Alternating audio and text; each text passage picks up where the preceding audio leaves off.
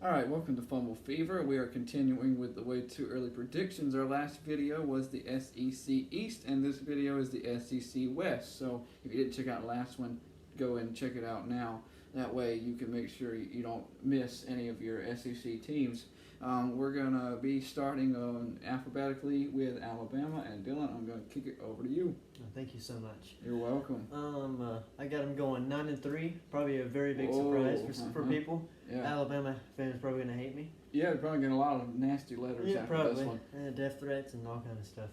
I wouldn't doubt it. I really wouldn't doubt that. And Alabama fans are gonna freak out. Okay, who do you have them losing to?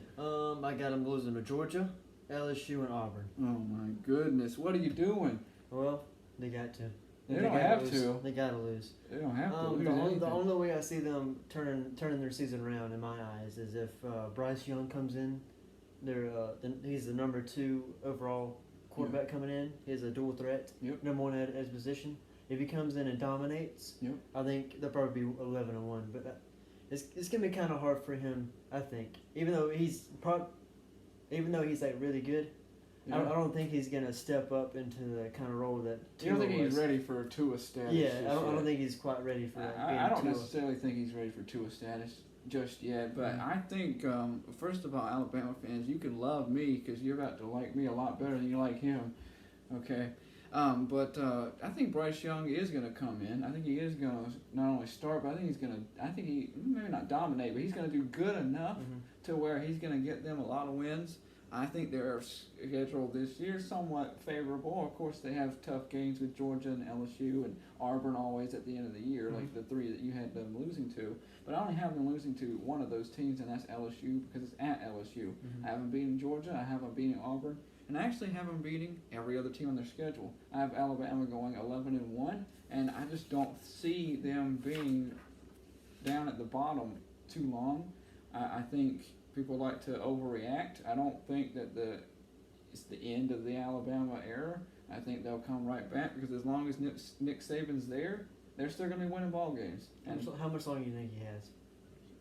until he literally gives out. Until he literally falls out on the sideline, I think Nick Saban will be in Alabama. And he's not going to go anywhere else either, by the way. He's going to retire with Alabama. And he's probably going to try and go out on top with a national championship. I'll tell you if they get there or not here in a second. Not in a second.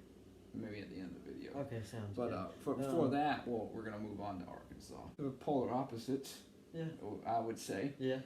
Arkansas, this is a new staff altogether. Completely new staff altogether. The head coach, Sam Pittman's coming in. He brings with him a new defensive coordinator, Barry Odom. I think Barry Odom was a great hire. I think he can help turn things around. But I also think that there's nowhere to go but up when you had 6th worst defense in the nation out of 128, 130 teams in FBS, Division I football. You were at the very bottom, down where with teams like New Mexico State. So it's.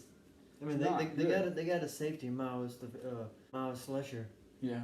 Coming in, I think he's gonna be pretty good. I think he'll be great. He'll help them out in secondary, and eventually, over the next few years, they'll eventually improve enough. Well, especially with Barry Odom. It's kind of hard not to, though. Exactly, that's the problem. It's kind of hard not to improve from where you were. I just don't think it's going to be this year. And that one safety is not enough to get them enough wins in my book. And I have them pretty bad: 2-10, 0-8 in the conference. I got the same thing. We're reading off the same notes, I think. We must be. 2-10, 0-8, not good. No, not good at all. But if we can go back, it's like we're going up, down. If we go from one really bad team to a team that usually fares a little bit better, at least with Auburn. This one might surprise you. I think. You're just full of surprises today. Oh, yeah, I love surprises. So, I got them going 11-1, and being the 11-1. 11-1. You flip flop Auburn and Alabama, huh? Yep, sure did. SEC West champs, of course, with that record. Great year for them. Yeah. With Bo Mix and with Tank Bigsby coming in, I think they're going to be pretty much a 1-2 punch. And make the offense almost unstoppable, I think. So, that's pretty much my reasoning. Okay. I think they're going to be a 1-2 punch at running back as well. I don't think it's going to be Tank Bigsley though. Right now, Tank Bigsley's listed as fourth on the depth chart. Mm-hmm. He's listed as fourth on the depth chart. So that tells you right away how many running backs they actually have.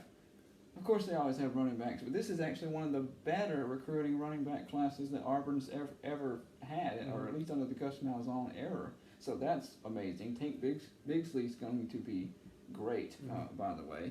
But DJ Williams is set to start in their second punch, if you will. It's going to be Sean Shivers.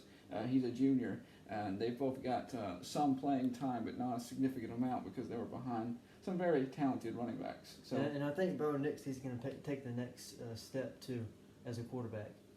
You think so? Yeah, I think so. I think he should be fair. I think he should fare fairly well. With Bo Nix and DJ Williams and Tank, I think, like I said, I think they're going to do really well this year. Yeah, I think they're going to fare pretty well. I think they're going to run heavy like you usually see Auburn teams. And the problem is I think they're surrounded by a bunch of teams, especially in the West, that are going to pass a lot. And I'm looking at the list. Alabama, LSU, Ole Miss, Mississippi State, and Texas A&M are all going to pass the ball a lot.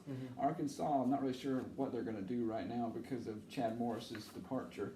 You knew what you're going to get with Chad Morris. It's kind of hard to see what their new head coach is going to do. But that's part of the reason that our Alabama and our Auburn are complete flip-flops of each other. You have Auburn 11-1, Alabama at 9-3. I have Alabama at 11-1, Auburn at 9-3, and 5-3 in the conference. The SEC only plays 8 games when everyone else, of course, plays 9. But not too bad for Auburn, I'd say. Not necessarily great. Still, I think a 9-3 team still puts the Gus Bus on the cusp of people again saying, "Oh, should he keep his job? Should he not keep his job?" Because they're tired of being, I'm not gonna say mediocre, but just a step over mediocrity and not quite great. And they want greatness. That's exactly what they're looking for. So we'll see how Auburn fares with that. And heading over to LSU. Yeah, LSU. Okay. After last season, a lot of people expecting great things from LSU. I think they should be. I mean, I don't see any reason why they shouldn't be. Well, I have some reasons why they might not should. But as far as just a quick overlook, you would think, okay, LSU, why not push for the playoffs again, fight for the SEC West title? I don't think they're going to win the West title, and part of the reason for that is the departures. They lose Joe Brady, the offensive coordinator, the guru that started this magical season last year. The quarterback behind all this magic in Joe Burrow. And listen to this, Dylan. Hear this stat. 17 of their players headed to the NFL. That's 17. pretty impressive.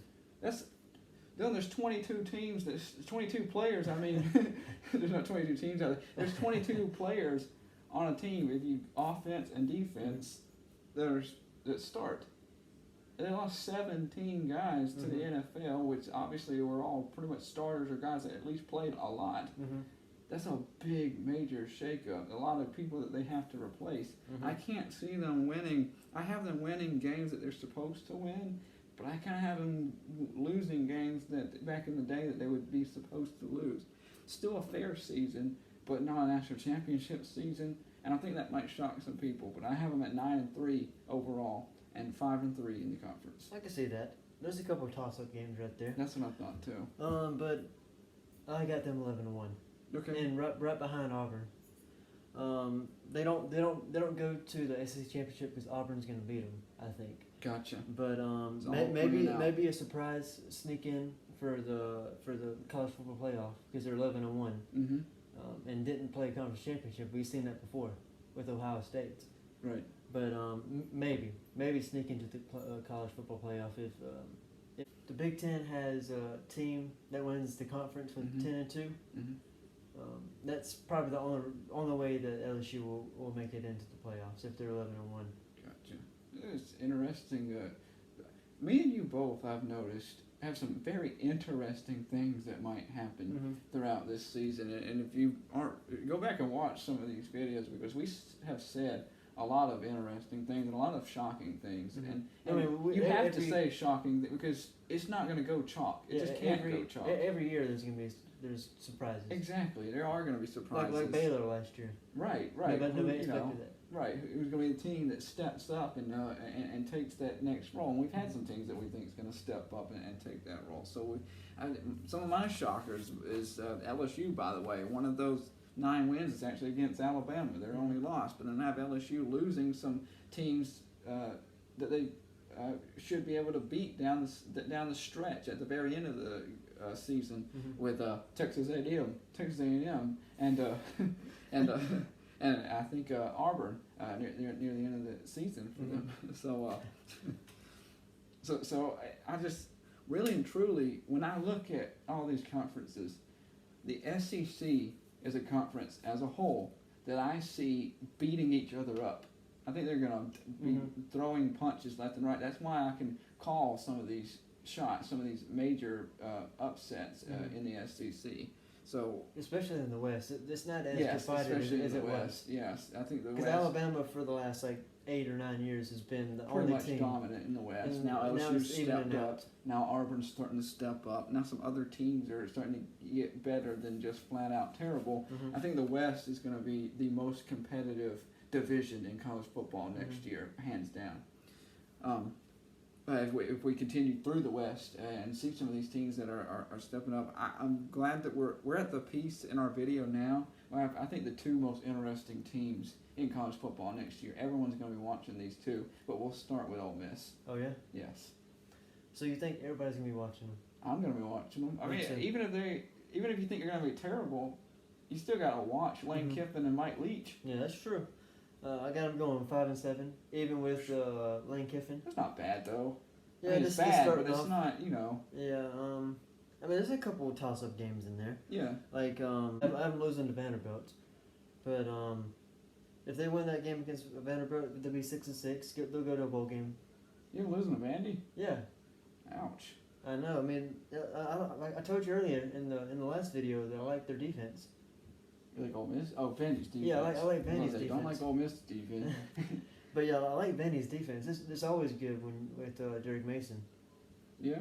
Fun little fact: they have Jadeveon Clowney's cousin Hey. on Ole Miss's team. There you go. You just alluding to that a little before we did this show. I wasn't sure what in the world he was going to bring at me about Ole Miss, but that is neat. That's very neat. I'm going to be the one shocking people now, especially you. Yeah. Yeah, especially you. I'll get to what the actual record I have them at is here in a sec. But I think recruiting-wise, they've done well. I think their offense is going to be good, real good, especially with Lane Kiffin. It already was good. It's going to get even better. They got a lot of offensive recruits coming in. But I think the biggest thing for me is I think their defense is going to improve. I don't think it's going to be a great defense, but I think it's going to be good enough to win us some games. Exactly. It's kind of hard not to improve. I know you like defense. I think you're going to see some reasons to start liking Ole Miss a little bit better this upcoming year. They've got a 4-star safety coming in. He's actually a transfer from Georgia. His name is Otis Reese. They have an outside linebacker, Jaluvion Brown, coming in. He's a 4-star. I think he's going to be an excellent piece to their defense. And through that, I think they're going to win some games. I've actually got 2 fairly tough teams that they're going to be beating, but some other teams that they probably should beat and end up losing to. And end up for an odd season, but an 8-4 overall season for Ole Miss, which is be really good. Major improvement from last year. I'm talking big time improvement, and 4-4 in the conference. That'd be really good for them. Yeah, I think it will be. I really do. Okay, heading over to the other side of Mississippi. Right. We're going to go with Mississippi State and Mike Leach. Yes, Mike Leach, my favorite, probably my favorite. No, it is my favorite coach. Absolutely my favorite coach. You like him better than Dabo? Well, no, not better than Dabo. But I'm talking about outside of Clemson. Okay. He's my favorite coach, I would say, because I just love watching him. I don't even think he's the best coach out there as far as just overall gameplay and all that. He's just a fun guy, especially on Twitter. If you're not following Mike Leach on Twitter, after you follow us, you should go follow him because he is one funny guy to watch, to follow. You like that, didn't you? Anyways, not speaking of Mike Leach, speaking of some of the players that they have, They actually have some transfers coming in that should help them out. Offensive tackle transfer from Alabama, Scott Lashy.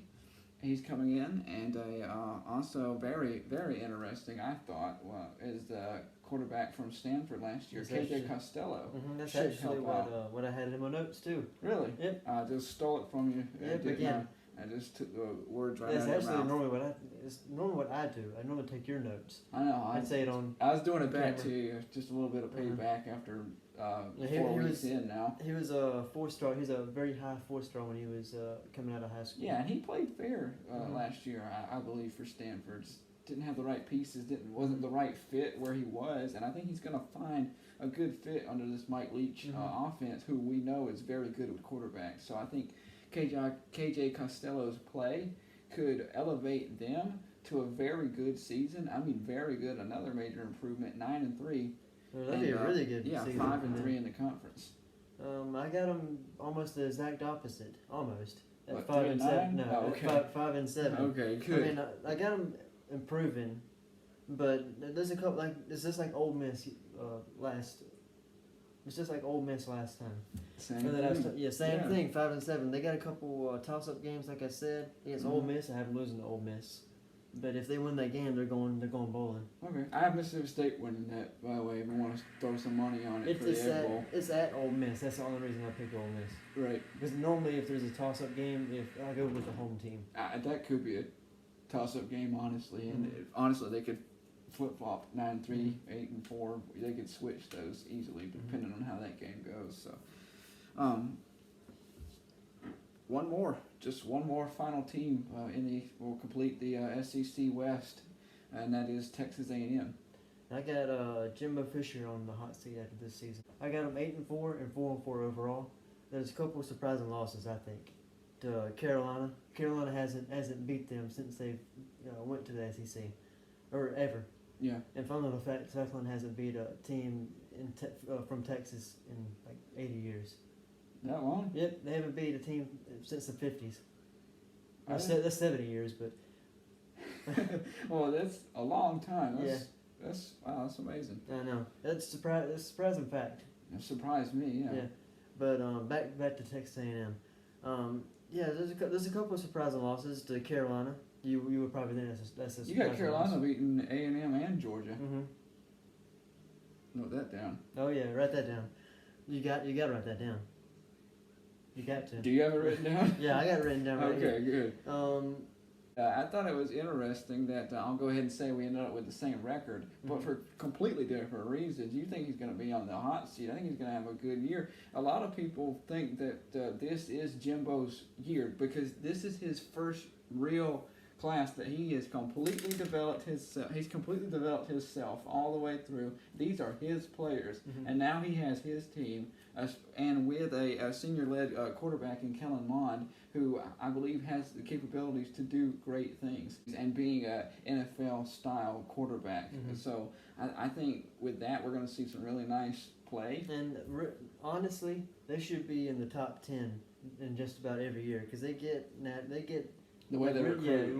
the way they recruit, they're number 6 nationally. Yeah. And number 4 in the SEC. Right. Which is kind of hard to believe you're number 4 in the SEC when you're number 6 overall in the country. Fair enough. Yeah.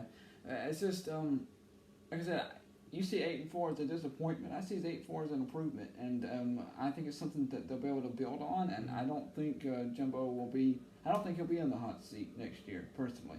But we'll see. We'll see how that fares out. I have 8-4, 4-4 overall in the conference because they have some tough games, especially just playing in the West. It's how it goes. With that, my SEC West champion is Alabama back in the mix. You have Auburn, of course. So that would have if your way turns out in the SEC championship. Look how fun that would be to have Auburn and Georgia. That would be very very fun. I would obviously have Alabama and Florida. But I'm interested to see who you would have winning the SEC championship game. Auburn winning this one. It's a revenge game pretty much because their long loss in the regular season is to Georgia. So pretty much like a revenge game right here for Auburn. And they're going to the playoffs. You believe very heavily in Auburn. Mhm. I see. Speaking of the playoffs, after we do the ACC next week, we'll reveal our playoff teams. Talk about them. We'll try to talk about them maybe a little bit more, and talk about potential picking a national champion as well. I think we can do that once we finish all this up. I have in my SEC championship game, I have Alabama. I have them playing Florida. Florida, I think, put up a good fight. I think Florida will have a great chance. Probably one of the better chances that I've seen some of these East teams have over the past years. I think overall that Bryce Young, who will have then developed throughout the entire season, will lead Alabama to a win, and I think Alabama comes back into the playoffs. So, again, yeah, I think they're right back into it again. Which feels like after 1 year off. Yeah, after 1 year off, I think they end their very short hiatus and they come back. So we'll see if either of us are right. I have a feeling that I think the 4 teams that we picked are probably the 4 best, I believe. Florida, Georgia, Alabama, and Auburn. Well, LSU, you could definitely argue, should be in that mix. But best 5 teams. Out of the best 5 teams, I think we did a good job, and we'll see how that fares. If you want to see how the rest of this season fares, make sure you tune in next week when we do the ACC and wrap up our way too early predictions. Thank you guys for watching, and continue to follow us on Twitter at Funnel Fever. Thank you. Hit the subscribe button, hit the like button, and don't forget to hit the bell notification and leave a comment down below.